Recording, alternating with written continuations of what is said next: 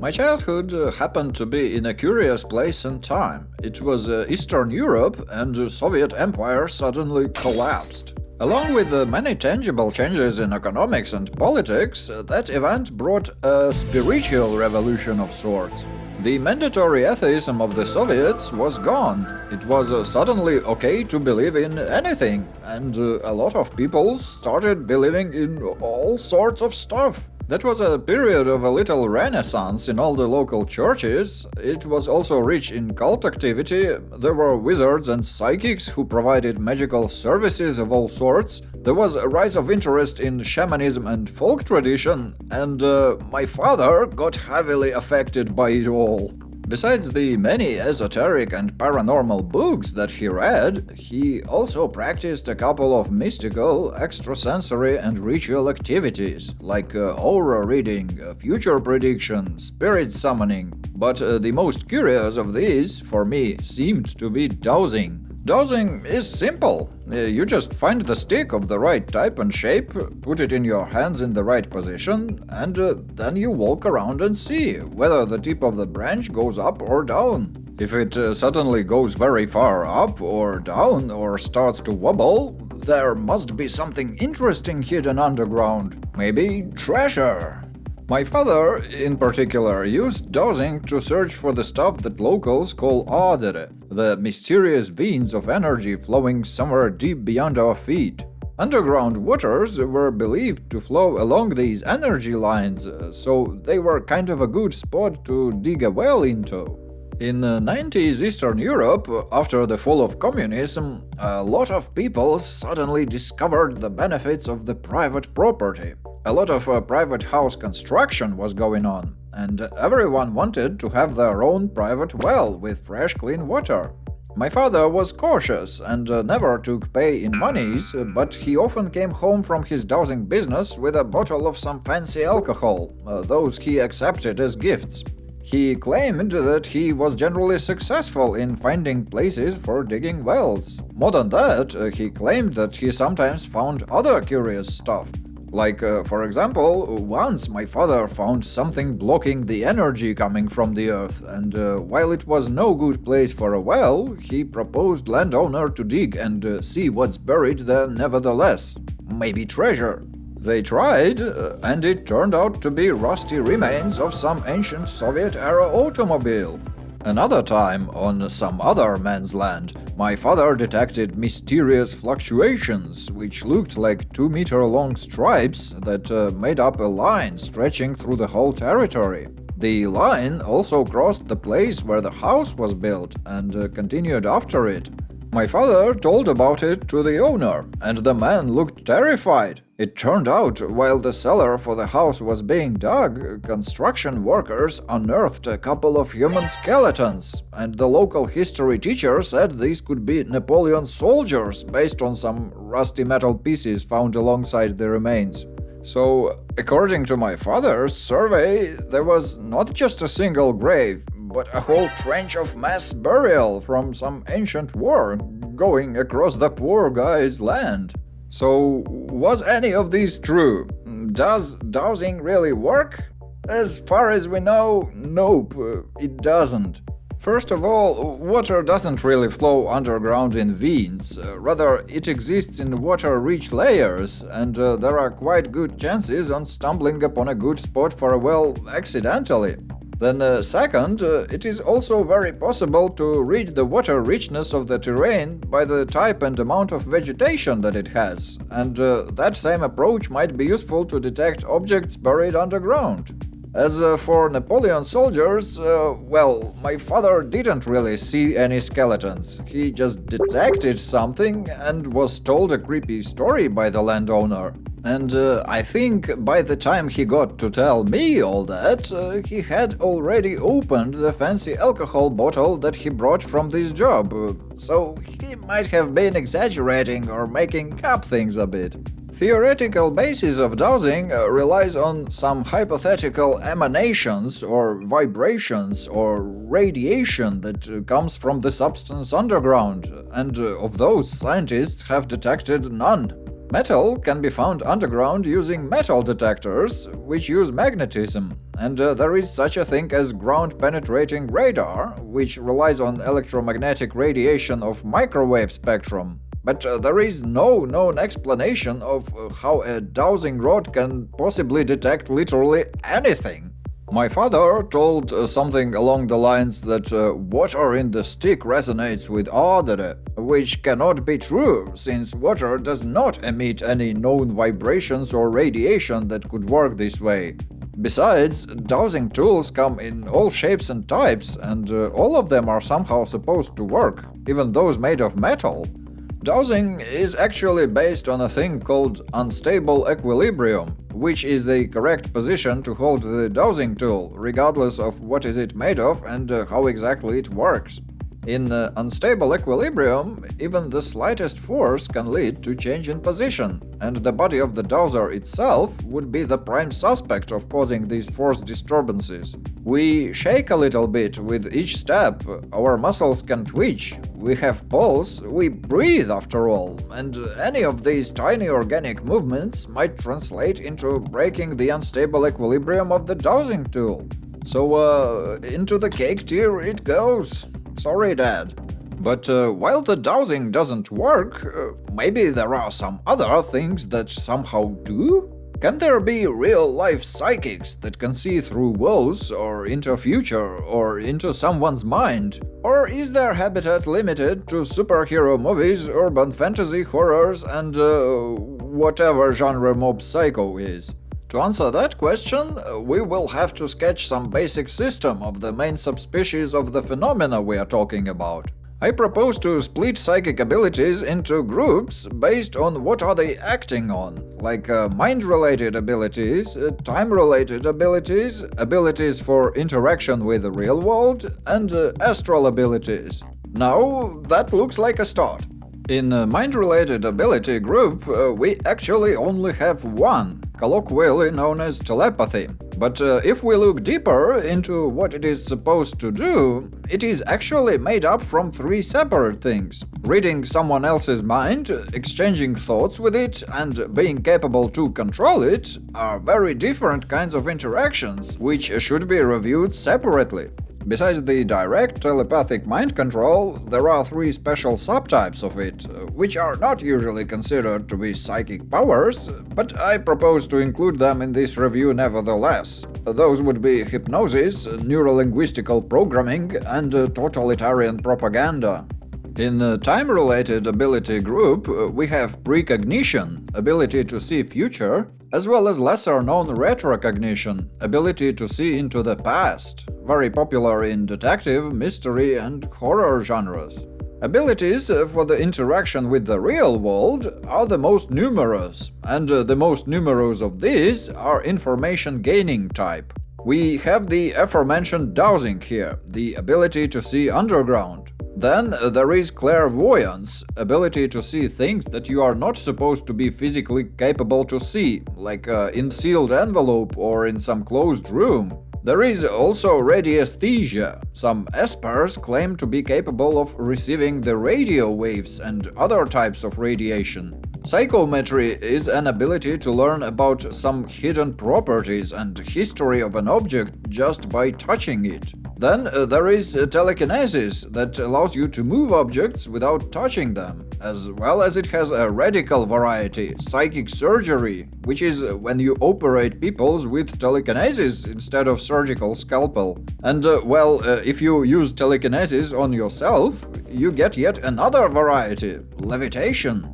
Bordering with the next astral ability category, there are out-of-body experiences, which are based on the assumption that there is some soul or spirit or whatever part of us that can leave the body and travel outside of it.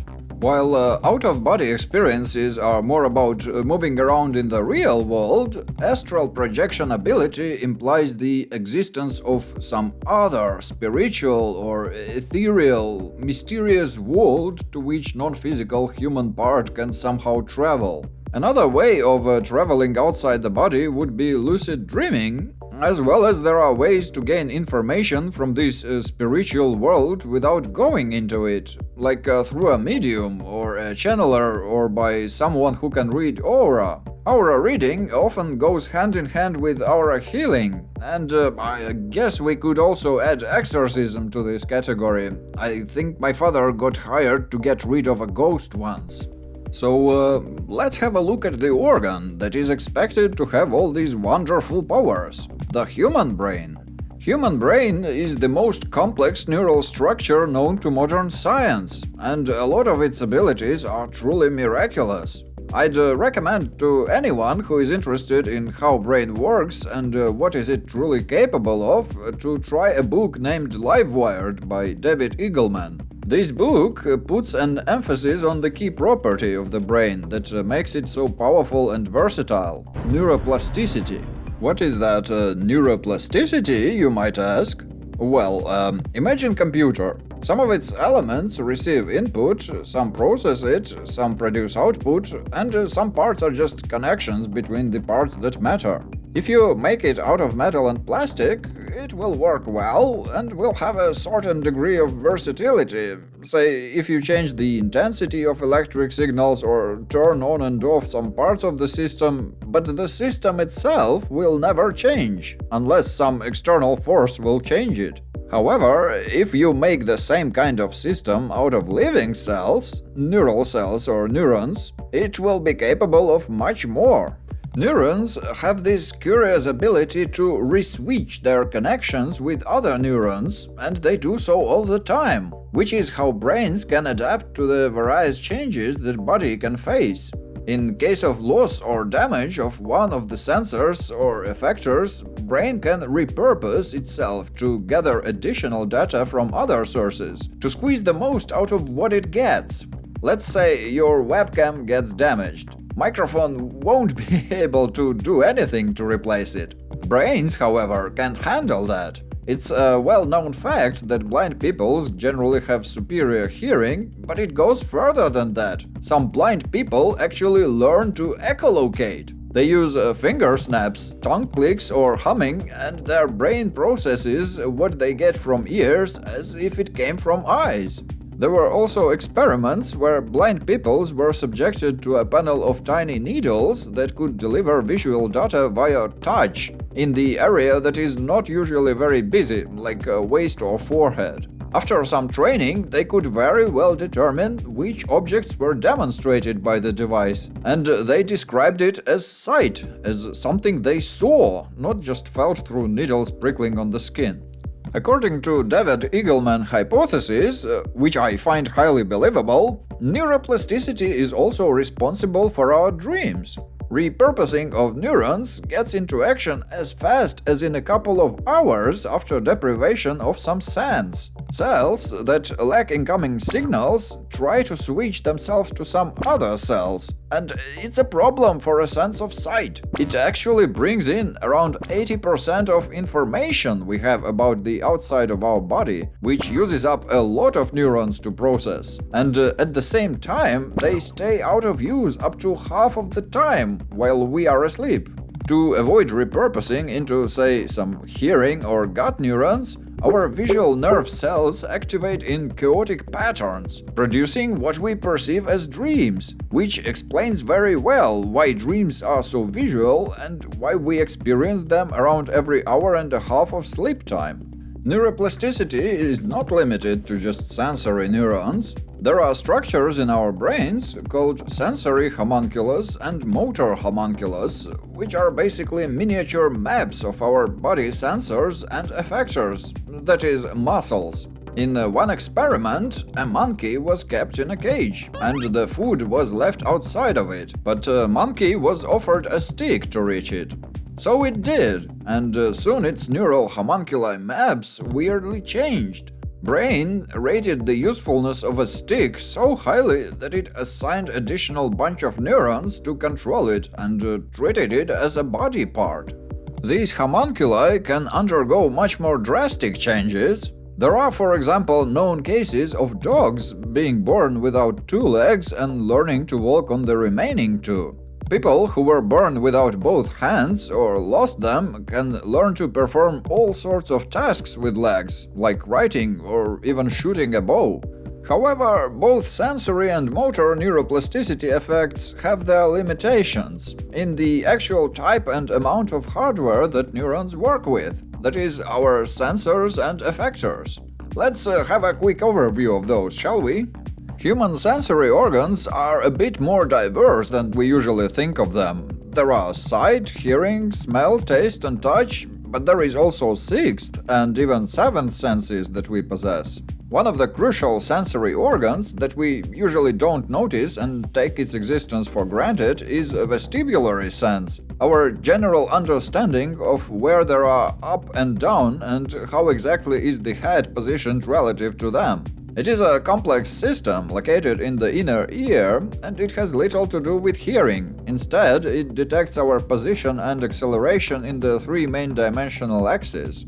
Then there is proprioception, the feeling of where exactly our head, neck, torso and limbs are relative to each other, the feeling of our selves as bodies. It is made up out of a complex system of sensors located in tendons, joints and muscles, without which it would be very hard, if not impossible, to move around and do literally anything. Proprioception can be included into a broader category of interoception, which is a diverse set of senses that deliver data about our body. Besides body position, we can feel pain, hunger, thirst, the excessive stretching of lungs or of the urinary bladder, as well as there are specialized sensors upon hitting which we unconditionally blink or sneeze or vomit. In terms of effectors, we have, we can influence activity of all our internal organs, but when it comes to interaction with outer world, it's mostly muscles. Besides regular physical movement, muscles also provide us with ability to speak, as well as do stuff like vomit, cough, hiccup and the such, but pretty much that's it. So, with all that in mind, we can get back to our psychic ability tier list and move into fairy tale cake tier, quite a bunch of those. In fact, there will be so many that there's just not enough space in the line, so I'd rather do it on the taxonomy chart. Among the sensory organs we just listed, there are none that can let us see through walls, as well as we are generally limited in radiation spectrum perception. We can detect visible light and we feel infrared and microwaves as heat, but generally that's it. We don't see ultraviolet, X-rays or ionizing radiation, we can't receive radio waves, and we can't see into future or past. And these last two not only lack an appropriate sensory organ, but also the mechanisms which science can propose for time-related interactions would require either fundamental breakthrough in modern physics as we know it, or exotic matter, which is hypothetical and was not yet proven to exist. We can also move telekinesis, levitation and psychic surgery into cake tier, since we don't really have any other effectors besides muscles to influence the world around us. Some people who believe in esoteric might disagree with that and claim that we humans possess some other more delicate and invisible body, known as a spirit, soul, aura or whatever. It is kinda connected to us, it can interact with stuff and be interacted with, but it is not visible to the eyes and its ways are mysterious. And, it is true that we produce weak electric fields with our hearts and brains, but that is just a byproduct of their activity, rhythmic contractions or processing information. We don't have any significant magnetic and gravitational fields, as well as we do not produce any kind of radiation, except for infrared, which is because we are warm-blooded and produce heat. No scientific experiment ever managed to prove that any astral or spiritual realm exists, as well as there is no definitive proof for the existence of a soul or spirit or aura or ghost or however you call it. That means, in essence, that astral abilities end up where the rest did so far, in the cake tier. Same goes for out-of-body experiences and psychometry, which imply the existence of some sort of spiritual bodies in humans and inanimate objects. The only thing that really stands the test of science in these three groups are actually lucid dreams. These are known to happen, and there are certain techniques people can use to learn controlling them. The dreams, both regular and lucid, however, happen just inside our brains, not on some mystical astral plane, as well as they happen mostly because visual cortex needs to justify its existence during the nighttime standby. It's just kind of a maintenance procedure, which you can turn into your own private movie theater/gaming playground if you put some effort into it. I think that's pretty cool. So, and what about the mind-related things, the telepathy itself? We have already discussed the fact that there's this weak electric field that our brain produces, and it can be actually sensed, but unfortunately not by humans. Out of all animals, electroreception is the most widespread in cartilaginous fishes, and out of all mammals, it is only known to occur in our most distant and ancient of branches, the monotremes, that is, platypus and echidna.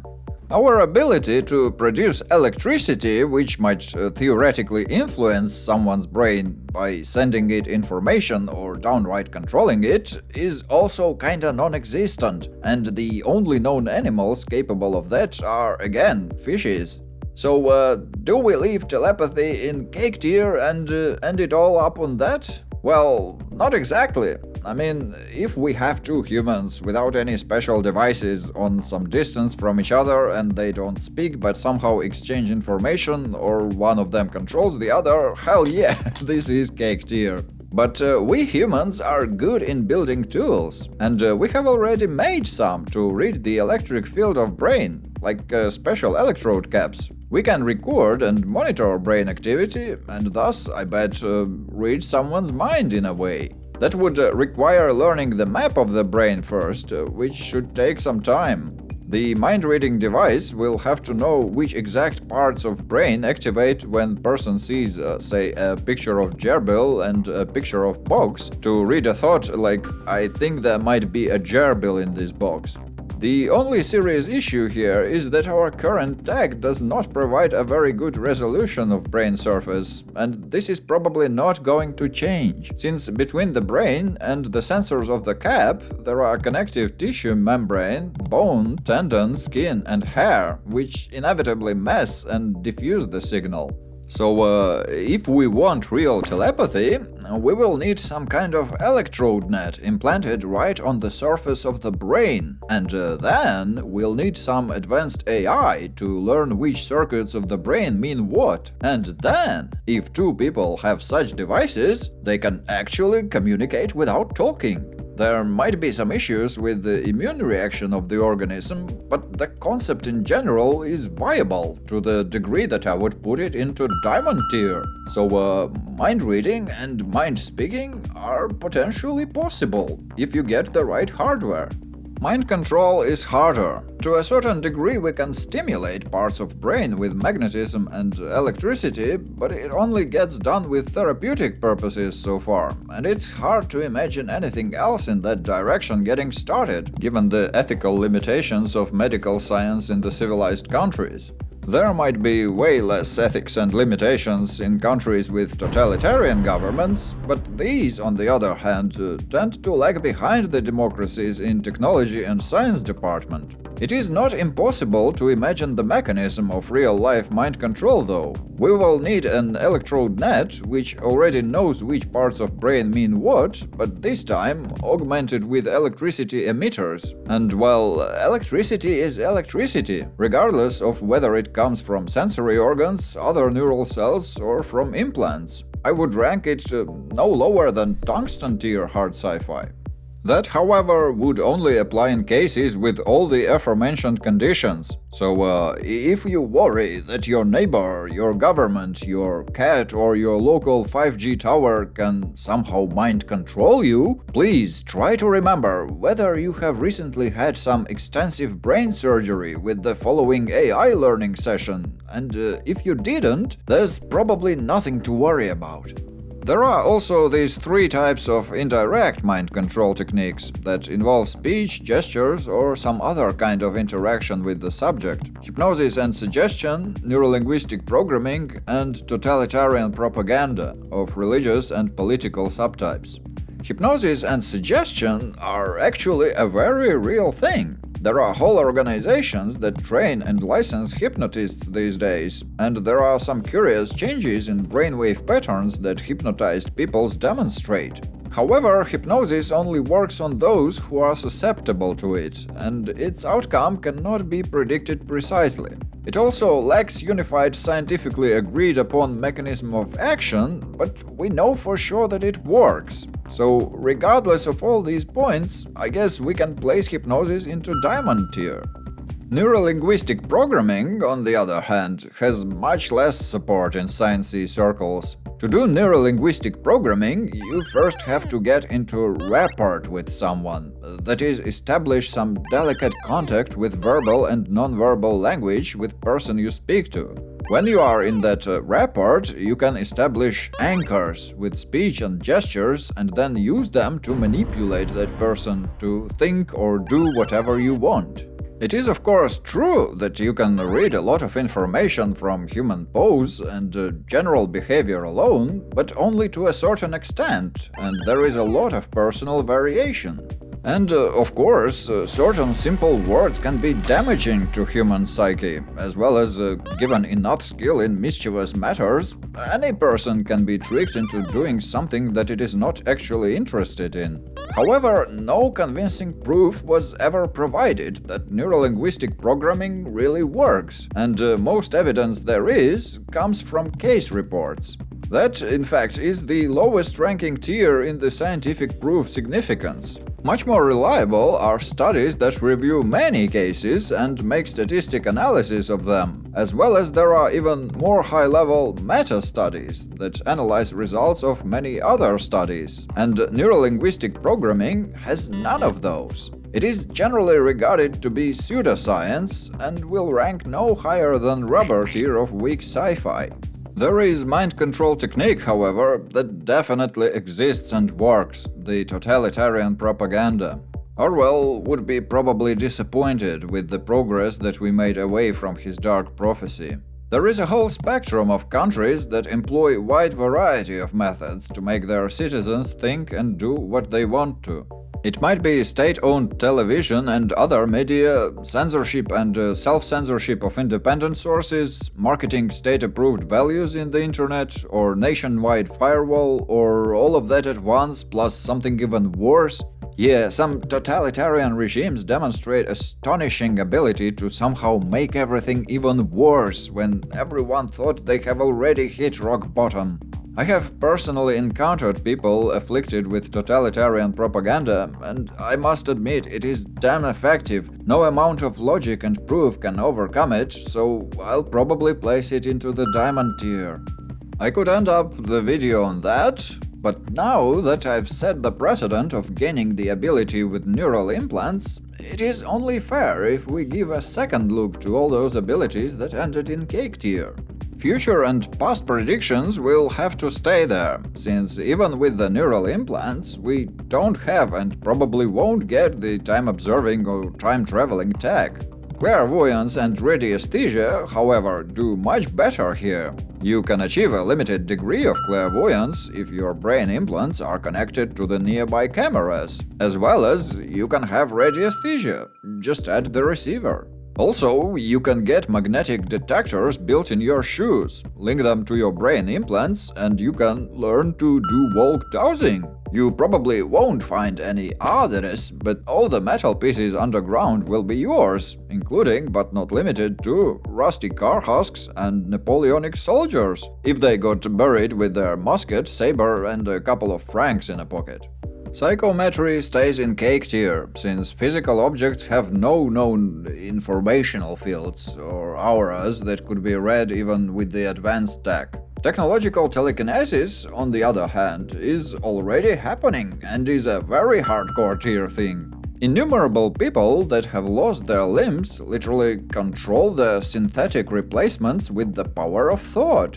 That is another curious consequence of neuroplasticity. You can adapt to basically any manipulator, you just have to get connected and then used to it. When my girlfriend read about it in Livewired, she was like, huh, that means we can build mind control mecha after all. But I was like, yeah, they still fall under the square cube law though. And she was like, tiny cute mecha then. And I was like, well, that totally sounds like hardcore sci-fi to me. Among other things that we can control, not with our mind yet, but with special gamepads, are surgical robots, which can do a lot of stuff much better than human surgeons already. Controlled via brain implants, they would be even more effective and precise than with joystick input. So yeah, psychic surgery with mind-controlled robots should be indeed possible, and will probably start happening sometime in the future. Levitation is kinda achievable via technology as well. Peoples have already built and tested multiple jetpack prototypes. However, these require whole-body effort to keep under control, and it will probably take quite some time until we get to commercially produced brain implant-controlled personal jetpacks. Still, I guess we can leave it in at least the tungsten tier, since there is nothing really impossible about it. The rest of the abilities that we can achieve with brain implants are a bit of a stretch, more of compromises and substitutes that we can have instead of psychic powers. Like, for example, prolonged sensory deprivation while being connected via implants to the sensory and motory data from some airship might give you a sort of out-of-body experience. And if you count internet as some sort of another dimension of our reality, well, sometime in the future we will be able to connect to it directly. So we can sort of put astral projection into hardcore sci-fi as well. If seeing humans in infrared somehow satisfies your desire to see aura, then we can count this too, but I guess that's as far as it goes. We get no tech-augmented aura healing, since there is really no such thing as aura, as well as nobody can communicate with the dead or banish ghosts, since there is no definitive proof of life going on beyond death. That is, except for all the bacterial and arthropod life forms that feed on the corpse. So, what can we make out of it all in the end? It turns out psychic abilities are overwhelmingly cake tier per se, on their own, if attributed to the anatomy of a regular mortal Homo sapiens, with just but a few small exceptions. Also, we can actually learn to echolocate, which is cool.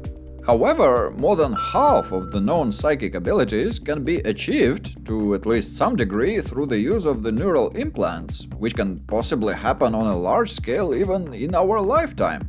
It appears the true real way to become a psychic lies not in the esoteric mysteries and not even in the genes. To give our thoughts some real superpowers, we will have to become a little bit cyborgs. That actually opens a whole other can of worms, which I will definitely touch upon in a separate cyborg video, as well as I am already working on a video about mecha. Actually, I am now simultaneously working on like 5 or 6 different videos. They all take time to script, pixel art, voice, shoot and edit, and I am not yet sure in which exact sequence I will release them. But I am honestly trying to post at least one new video per month. Someday in the future, I might actually make a video on psychics in fiction, if you are interested, in the same way as I compared some specific varieties of unobtainium after general unobtainium videos. If you have some psychic character you would like to see in such a comparison, tell me in the comments. If you liked this video, leave a like, and if you'd like to see more like it, subscribe. That is scientifically proven to work. Thanks for watching, stay hardcore, and see ya in the next video.